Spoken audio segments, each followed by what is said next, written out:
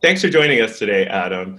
As you know, and as we want to share with our audience, just a short year ago, we purchased a building in San Francisco in the Mission. It is the home of the San Francisco Gay Men's Chorus and the country's first national LGBTQ Center for the Arts. And we have been working tirelessly, and you know about this, to launch our programming at the center this year. And our very first Behind the Curtain was with the cast of Hamilton. Huge success. And we were just so excited about the upcoming Behind the Curtains. And then, of course, we find ourselves in this very difficult situation right now with coronavirus and what is happening in our country. And so we are all sheltering in place. And we still wanted to connect with our audience, connect with our friends like you, and be able to provide an experience, a connection with the world outside, even though we're all sheltered in. So we decided to take our concept of Behind the Curtain online, and that's what we're doing here today. So thanks for being here. Oh, I'm so excited. Who knew Behind the Curtain would be my living room? Right. Exactly. I knew, but now everyone knows, You can see only a little snippet of curtain, not the real curtains behind you that absolutely you may or may not want to talk about later. Well, okay. We'll get to that. What curtains are you talking about? So actually, Tim, why don't you kick us off, because you had a really interesting question about music. I'd love to. Thanks. I'd love to. Thanks for asking, Chris. Adam, I want to know, as a very small child, you had a connection, obviously, to skating and also to music at the same time, because your skating is so incredibly artistic. You obviously live and breathe the music, and then added the expertise of an ice skater on top of that. But can you tell me how in the early days did you perform? Like, were you one of those people that mom and dad had you perform for friends and neighbors? Did you sing for them, or did it all come with skating? First of all, thank you. But let me think. I think, when I was really young, I had this dream. And the dream I had was that I was going to put a talent show on my family's back porch. And I imagined that I was going to, I knew exactly what I was going to wear. I was going to wear these like red plaid pants, and I was going to tap dance. But I had never taken a tap dance lesson in my life or owned tap shoes. It was just like, I knew it one day I was going to do it. So I never did it, but I always liked performing and being in front of people. And I think like with music, I've always been connected to like different pieces of music, or if it's a piece of music that I really love, I just feel like I need to go out and move to it. And I feel that especially now, as an adult, where I hear something, now when I don't skate so much, I'll remember all the songs I really like, and I'll just go in for like a few days at a time, like whenever I can, and just like skate around and like do choreography to them. I wish I could make the music as well as I feel like I can move to it on the ice. My biggest regret, like I see all your instruments behind you, and I want to whack myself over the head because I can't play them. Right. Well, it's okay. I can't play the pan flute either, or whatever that thing is right there. It's decorative. It is. So my follow-up to that is, so you never did the talent show? No, I never did the talent show, which is honestly a shame. But to be honest, I probably wouldn't have made a good profit on it anyway. So I saved myself, going bankrupt after that talent show. Right. So the talent show was Dancing with the Stars. That's where you did your tap dancing. Yeah, per se, yes. Still no red velvet pants, but I was close. Right. Well, you absolutely should have done that. Do you remember what is the first song you remember? Oh, when you were talking about music, I was trying to think of like the first songs that I remember. I think like aside from like ABCs and stuff, the first time I remember actually like wanting to listen to music was I had this CD No, it was a tape. I had a tape that was like just a tape of different harp concertos. Mm. Are you kidding me? Wow. What a nerd. Yeah. I had a tape of harp concertos that they were selling like outside of I'm from like a small town, so it'll make sense in the context of me living there.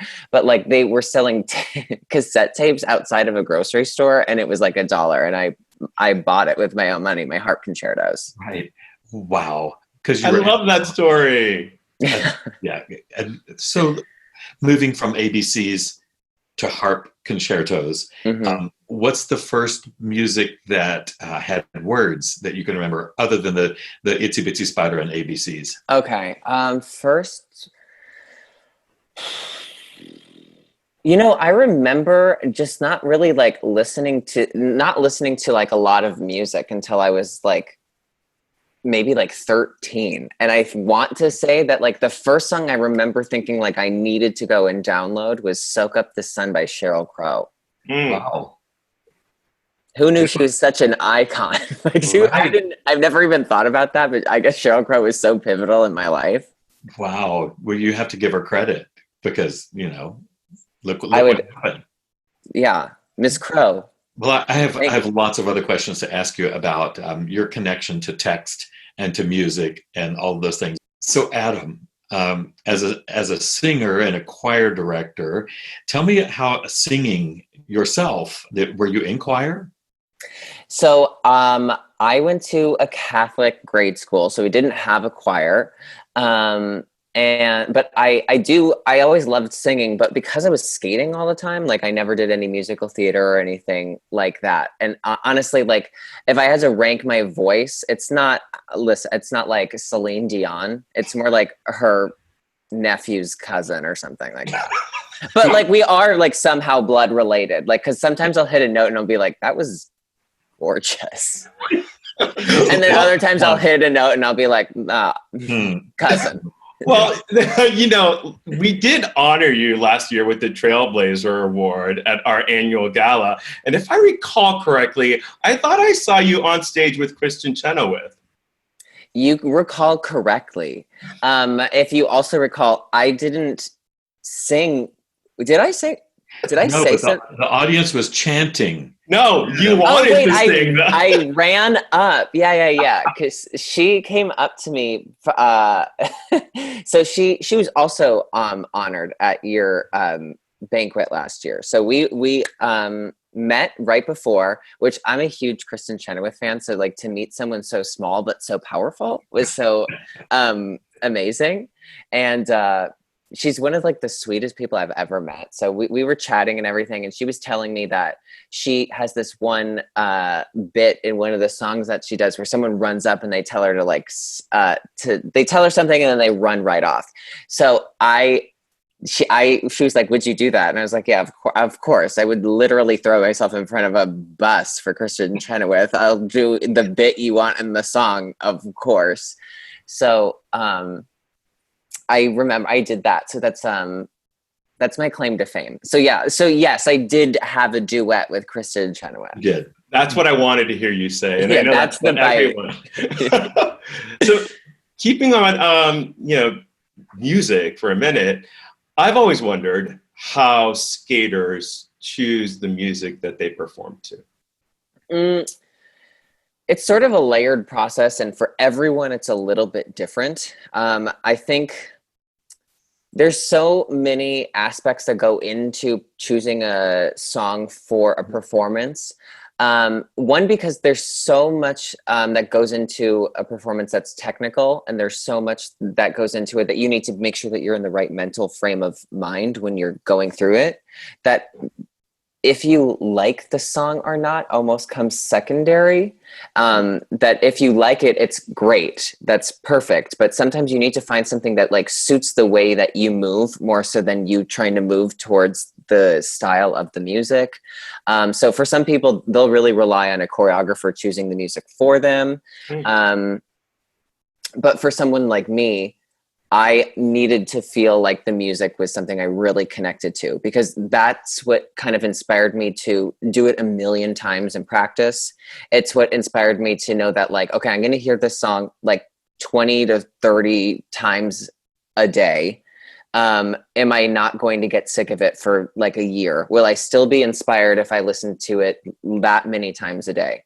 And I think I would always try to find music that I could reinvent whatever the story I was trying to tell was, so that it could grow with me, so that when it started, it was like basically a vague idea. And then by the time I finished the season or was like done with the program, I had a really clear idea of like what it meant. And I kind of put little pieces of myself into it. So it felt like me interpreting the story instead of me trying to interpret a different story.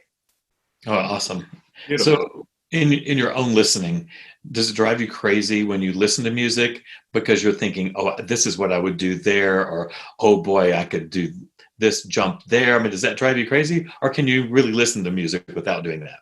I don't know if I can listen to music truly without thinking like what would go where, or I think of it as like imagining the person who's singing it, performing it. I always have to imagine it like grander than it is, of like what's happening, or like what's the feeling or the emotion or like anything. And it doesn't matter if it's like just a pop song with like silly lyrics, or if it's a concerto, or if it's an opera. Like I always wonder what the feeling is. So I am always kind of thinking of like what would you do or whatever like that. But it doesn't drive me crazy, because I think it's how I hear music is I see what could happen to it. So in 2015, you came out.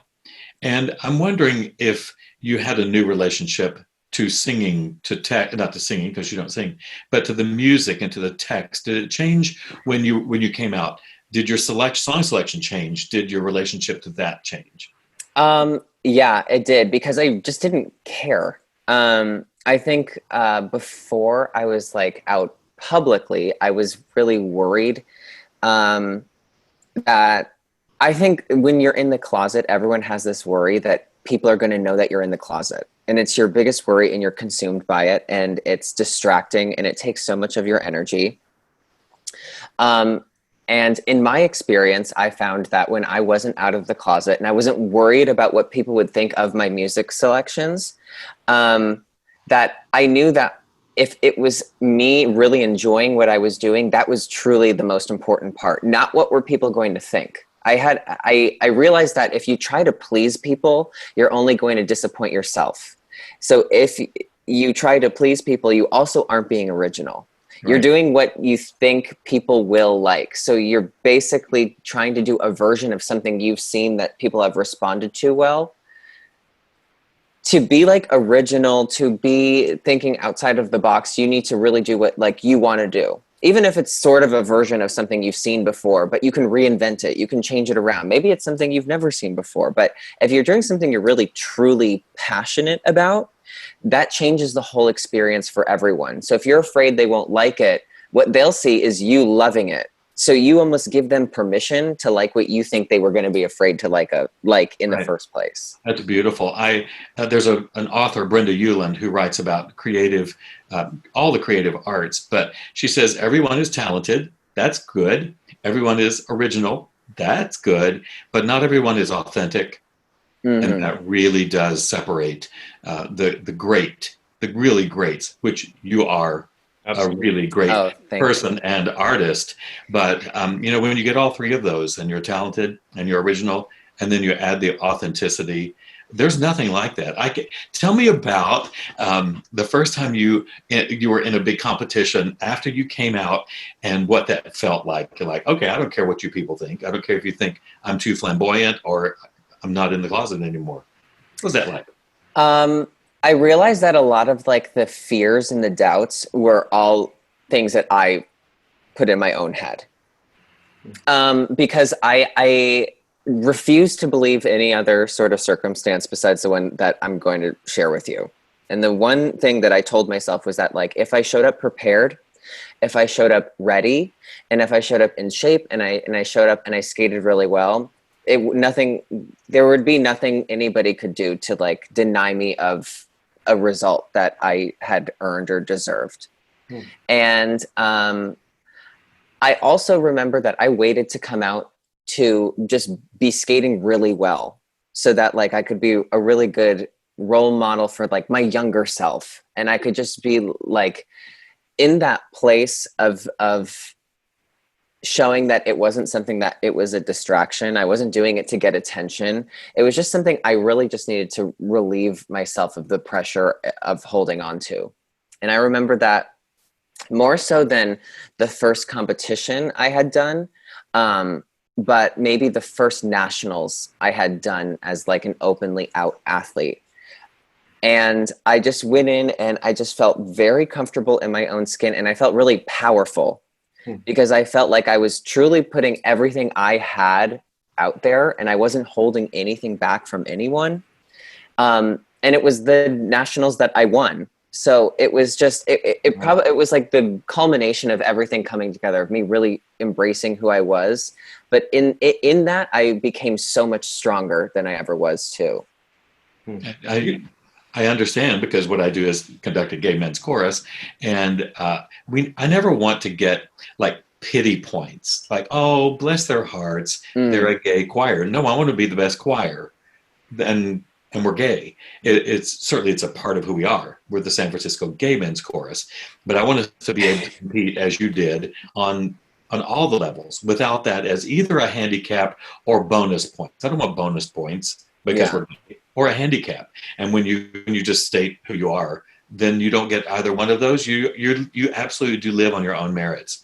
And I love that for you. I love going back there in my mind to those nationals when you stepped on the ice and just like, hi, you can't hurt me. And that's part of what the fear of being in the closet is all about, is you can hurt me by sharing this information that is so private to me. And then when it's out there, you just go, okay, hurt me now. And it's so freeing. I will go back and watch that. Well, you just take the power away from somebody, exactly like you said, from somebody you think who might hurt you or say something to hurt you.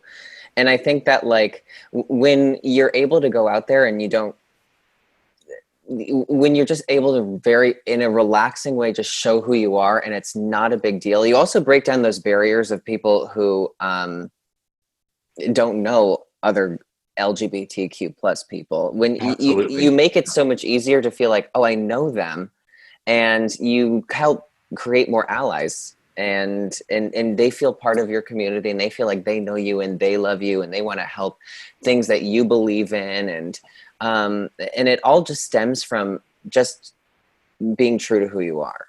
People are attracted, again, to that word, authenticity, just who you are. There are some people who are who rebel against it and are offended by it because they can't experience it themselves. Yes, and that's truly when people have a negative effect towards people being authentic, it's a complete 100 reflection on the way they feel themselves. Absolutely. Hi, it's not about you, it's about them. Yes. And what you just said what you just said is inspiring. It's sort of harkens back to Harvey Milk, and Harvey saying, you've got to go out there, you've got to come out, you have to tell your story. That's how we break down these walls and we bring people into the fold. And you have done that on a global scale, and that's incredible. Thank you for that, Adam. Yes. Well, I'm grateful that I was able to do that, but I really did it like, I think when you want to do bigger things, you have to do them for yourself first. And then when you're able to do them for yourself, then the byproduct of that is that you're able to help other people. Because if I ever thought that like I would have to take on like the weight of like, representing the entire like LGBTQ plus community at the Olympics, it would feel like overwhelming. But I wasn't doing that. I was just trying to represent myself, which I think is such a universal message to everyone, is that like, if you want to do your best and represent all these people, represent yourself and show everybody what you've got. If you can show everyone what you've got, it will inspire other people to do the same, because at the core, people are good. So if you can show people how that it's okay to be good, it's okay to be yourself, it's okay to do good things, it's okay, you'll then kind of put out this like domino effect of hopefully good stuff.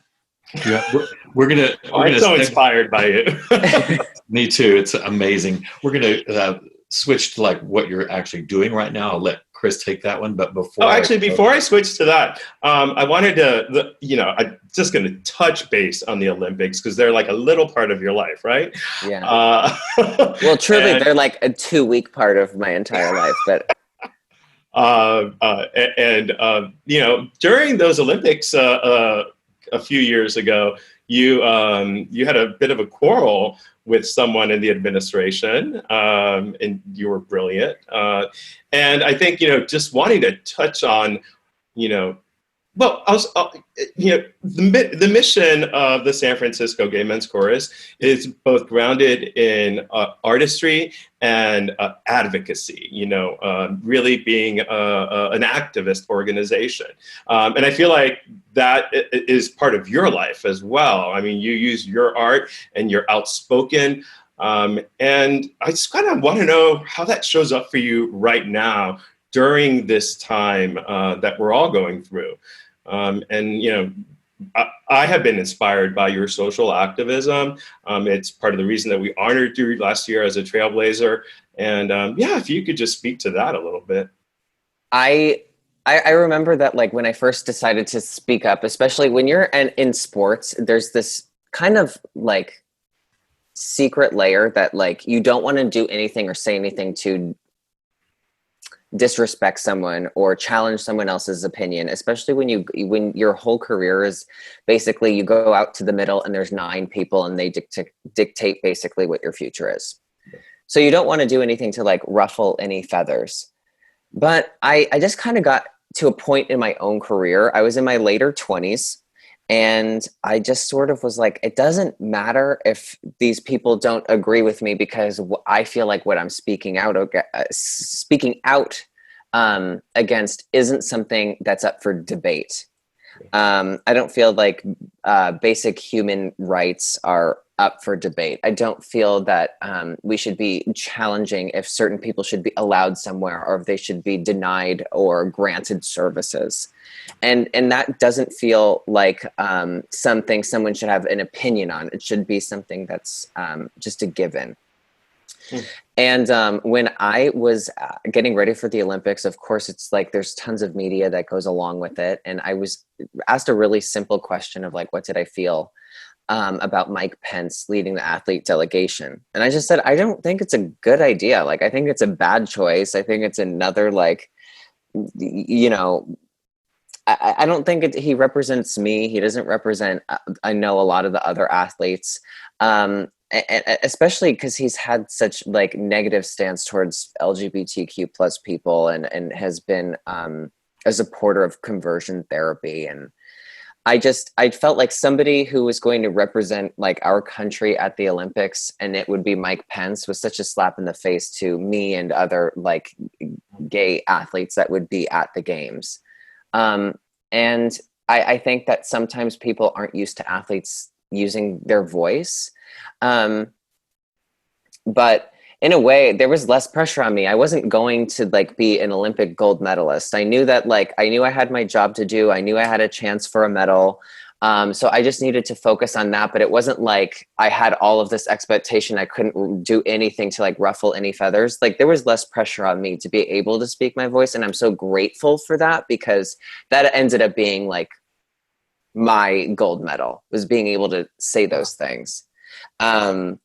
So I think that it's just important that if it's something that you're really passionate about and believe in, and especially if you think it will help other people, that if you have this opportunity to use your voice to help someone, you should take it because you don't know how long you'll have it for. You don't know when it will come again. And so even just saying a few things can really make a difference in a lot of people's world.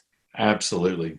Thank you for doing that. And you didn't know it. Maybe you knew a little of it, but you were speaking for millions and millions of people, not just LGBTQ people, but millions of people who felt like that was a poor choice. And you gave truth to your voice, and it was really amazing. And thank you for spoke truth to power. For still doing that. Still doing Thank it. you.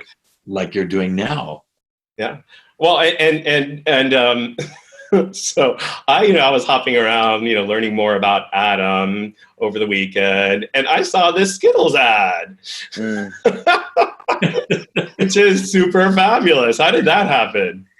Well, they approached our team and we started working on the commercial, and it took like a day or two, but it was so much fun. We had a lot of fun putting that together. That's really great.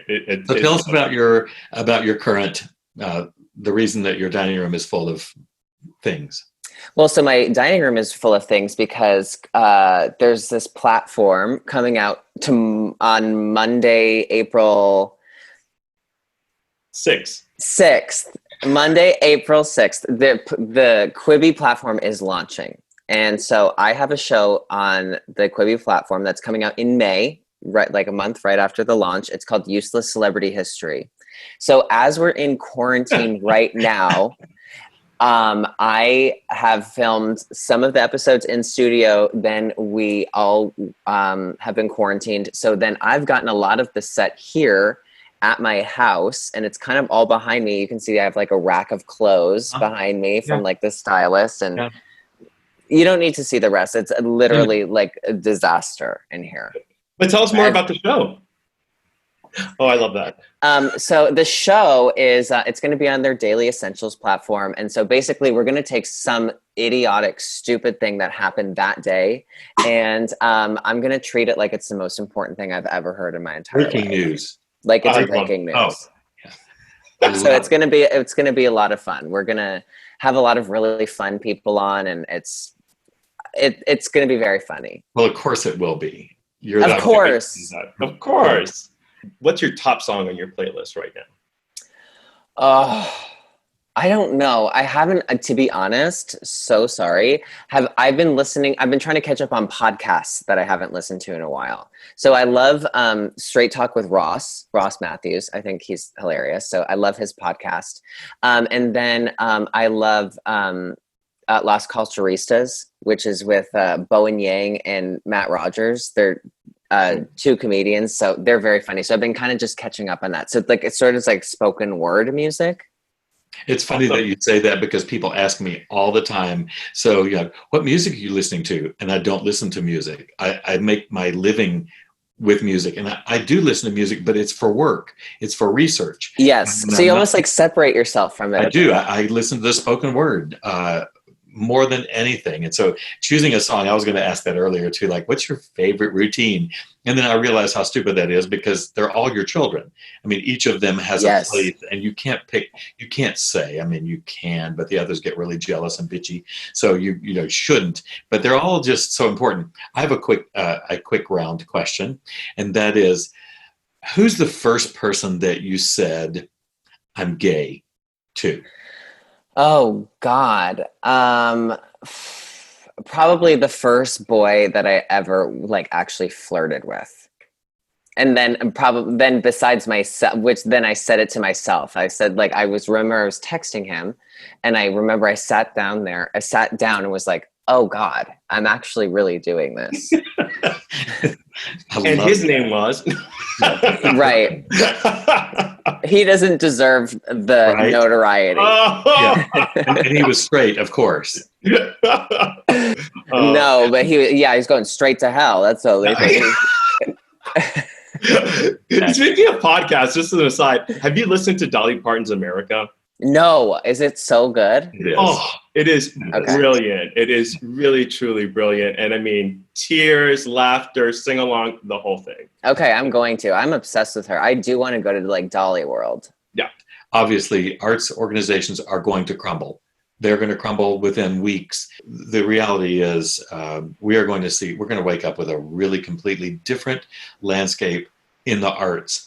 In everything. In sports, especially. I mean, with Gavin Newsom yesterday making a comment during his press conference that he doesn't believe NFL or college football will start back up in the fall. He can't envision stadiums full of people, and who can right now?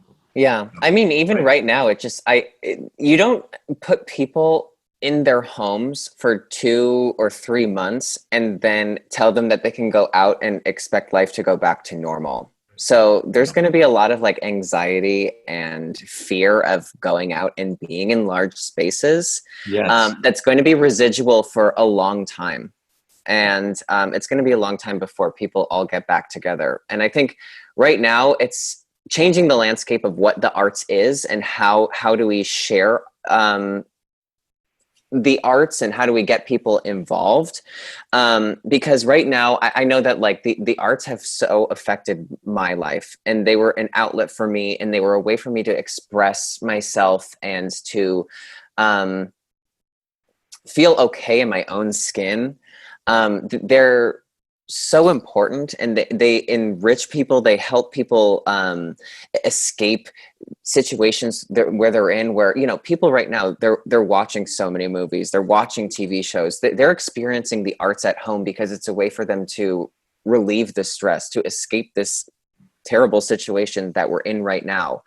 And it's easy to just think that you just turn on the TV and you just watch something, or you listen to music or anything like that. But it all starts at like sort of a grassroots level. And if you want to continue to experience the arts and know how much it gives you, especially in a time like we're in now, it's so important now that you find things that are local, that you find things that you're passionate about, and you help them in different ways that you can, because a lot of these companies are nonprofit, and they're going to suffer from people not being able to work, or if they have people on staff that, you know,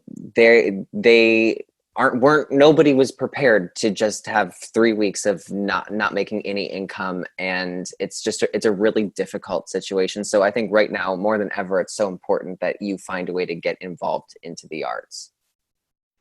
Thank you. You know, just as you were talking, I hadn't even really thought about this, but where young people who are suffering at home because they're not out, and their parents, or they may be out and being not abused, but emotionally abused. Where did they go?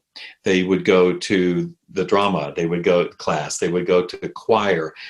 You found your solace and yourself on the ice rink. We found ourselves, and now no one can go have these communal experiences, and it's not the same. Zoom is great, but I just was thinking about, boy, you're that 13-year-old that was just on the verge of coming out, and now you've been sent home. Wow. I mean, how isolated must that feel? You know, it's tough because I think for a lot of us, the arts have been a place for us to, I think, regardless of gender or sexual orientation, the arts have been a place for us to have that second chosen family.